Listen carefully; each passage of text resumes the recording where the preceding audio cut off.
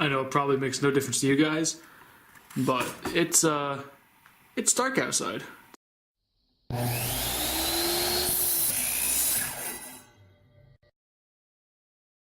shit, fuck, yep. Cool, yeah, oh that looks great, yep. Great on both faces, oh yeah, totally didn't forget to hit the record button there. Alright, good, and we're moving on. Alright, so the box is finally completed. That's all the sides. I'm going to start gluing and stapling it all together. Or I should say, using brad nails and not staples, but, you know, whatever you want to do. I'm going to leave the top off for now, because the next step is going to include getting inside the box still. But from this standpoint, we're almost done. However, I would like to first use this scrap piece of OSB and this brad nailer to give you a quick little demonstration. If I can get these staples out of here, I'll try to show you, come on, that each brad is actually rectangular. And there's a tiny little chamfer to give us the points. If we were to put these staples in, or these brads in, just like this, in this orientation, straight down, into the wood, the points would bend off and blow out through the sides of our workpiece. However, if we turn them 90 degrees and stick them in like this, even if they do turn, it's still going to be within the workpiece. So when you're looking at your brad nailer, make sure you have that in mind when you're stapling or bradding, sure. So instead of holding it like this and stapling, we want to make sure we're holding it like this and stapling. Alright, so let's get to it.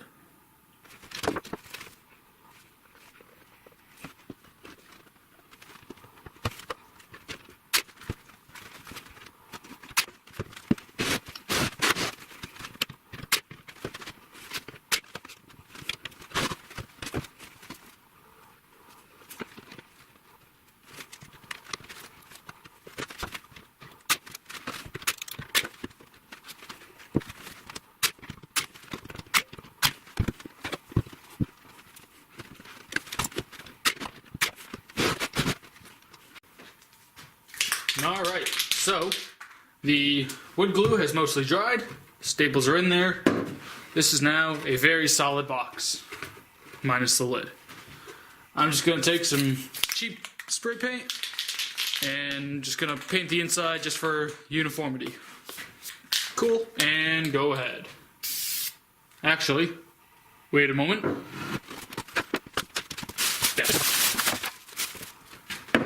Alright. If you're ever going to do any painting, and you value your workbench in any capacity, just put some plastic down. You can get it from the dollar store, ultra cheap. And now, if you paint it, oops, no, well, you know what? I don't care. I don't really care. So, now we're going to start painting.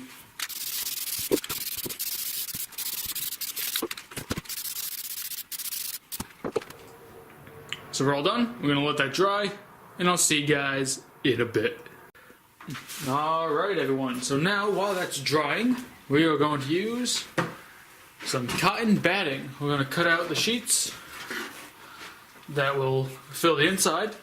If you want to know why we're going to be doing this, Google it. I just know that every single enclosure I have ever bought for any speakers I've had have had batting on the inside. They've had some form of cotton polyfill to go on the inside because it aids in sound quality, depth, stuff. It's in there. And I totally know the reason, but I would like to promote self-awareness and self-reliability in terms of research. Yeah, that's totally the reason. So, you can pick this stuff out at any fabric store, craft supplies. I got this from Walmart. Really cheap. It just comes in, a roll.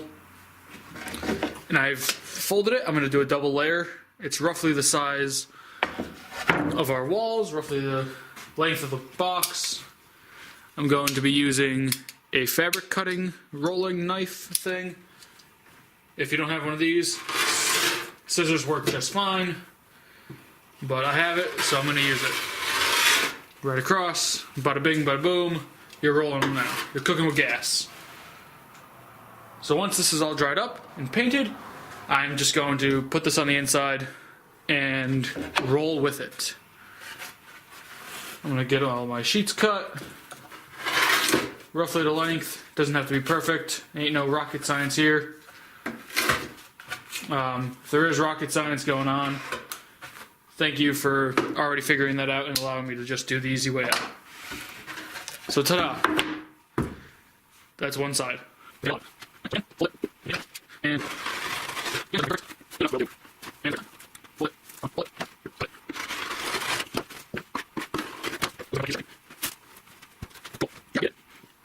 But I just wanted to show you how absorbent this stuff is. So this is the end grain of it. And it just goes away. All that paint, and it just gets sucked right in. And even on a larger scale, even on these flat surfaces, if I put some paint on there, a little bit, you wouldn't realize I even put paint on it. So, it just soaks right into the wood. So, that's what I'm doing now. I'll get back to you when I'm done. alright, so off camera, I applied some spray paint just to kind of seal the wood, because this wood, OSB, is very absorbent. So I want to seal it before I start putting glue on it. That way it doesn't just suck in all the glue and I have nothing actually holding the outside skin to it. But we'll get to that later. The important thing is, the wood is sealed now. It's all dry, and we're going to get sanding. So, I guess let's just get to it.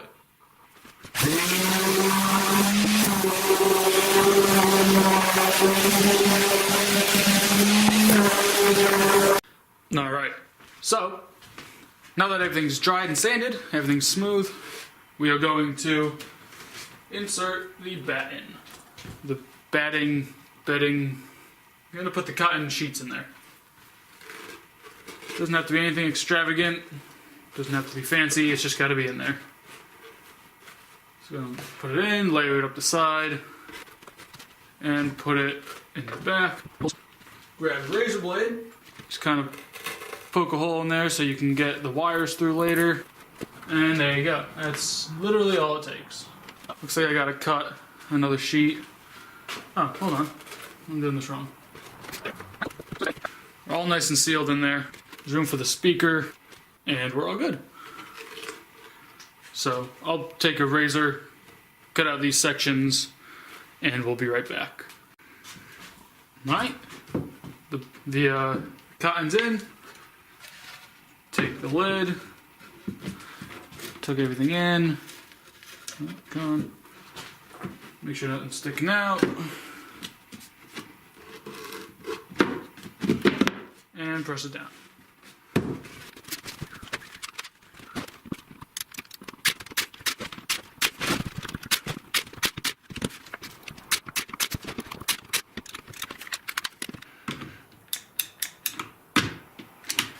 Oh, we got a jam.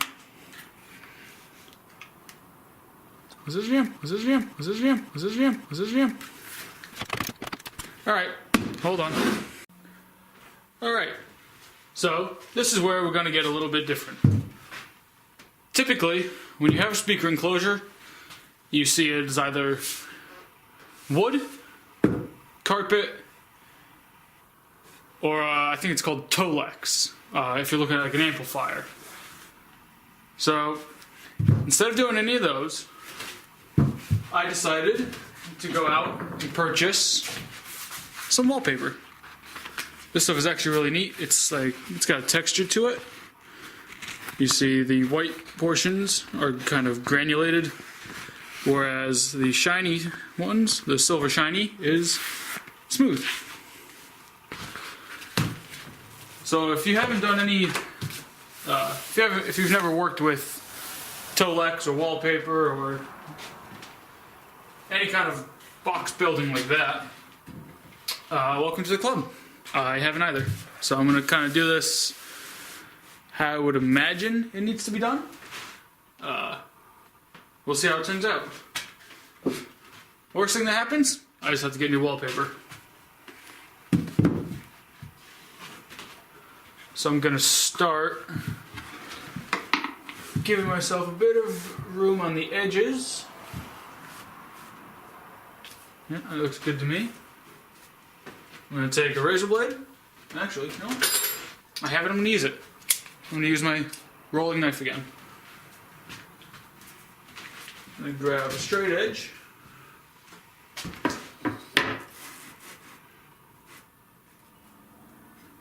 And cut along it. Doesn't have to be perfect. In fact, it's not going to be, so.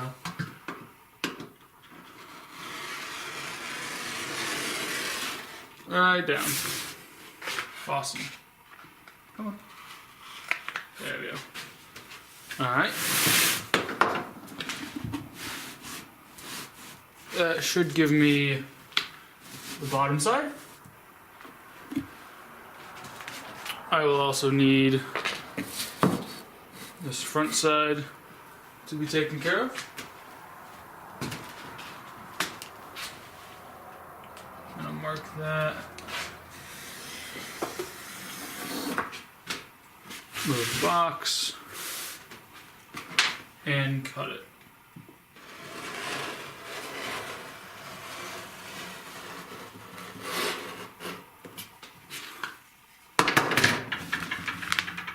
Awesome. Let's give me the top. Oh, and look at that. Just like that, I have top and the bottom pieces. That's hardly in frame. I'm sorry, guys. There we go. Alright. So we got the box. I've got the paper underneath. I'm going to tape it to the bottom just to keep it there without it rolling up. And now, very carefully, I'm going to roll the box without moving that far edge. Keep it up. Oh, I have a piece of foam here. Alright, and then I'm going to take some multi-purpose spray adhesive. It's not spray glue. No. This is spray adhesive. And I'm going to coat both sides, both surfaces, I should say, with a general coating. You don't want it to run, but you also want it to have some, some volume to it. Now you gotta wait for it to be tacky. Once it's tacky, that'll give it the adhesion that it needs. So like that. And then, without moving that edge, put it down. Cool. I'm gonna peel up the tape. Alright, and now that we're here, I'm going to flip it back over, cut out the corners, and fold them up onto the corresponding face.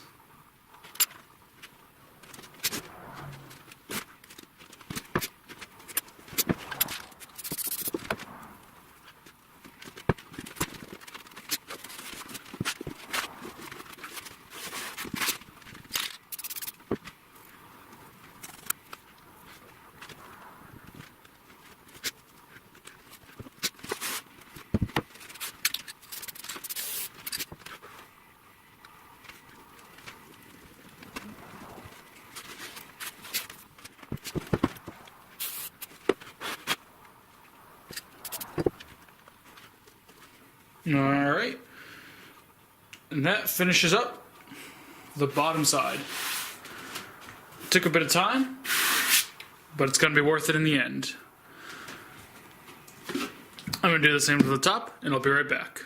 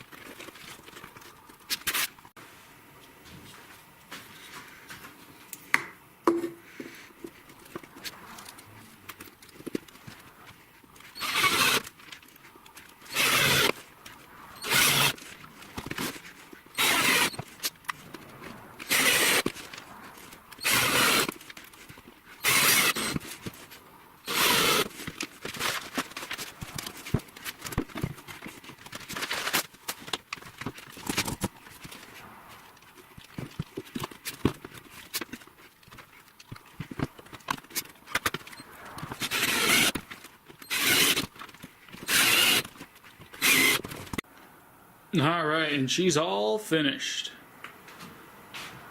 I think she looks a lot better than my previous attempt. I've added some hardware, got some handles, some corner pieces, and I like it. Let me flip it around. So we got the back with the wires attached, everything's nice and solid. She's a real beauty.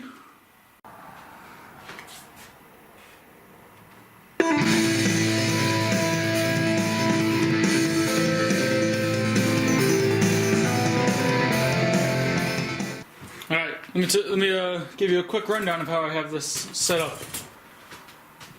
I have power going to this old computer power supply.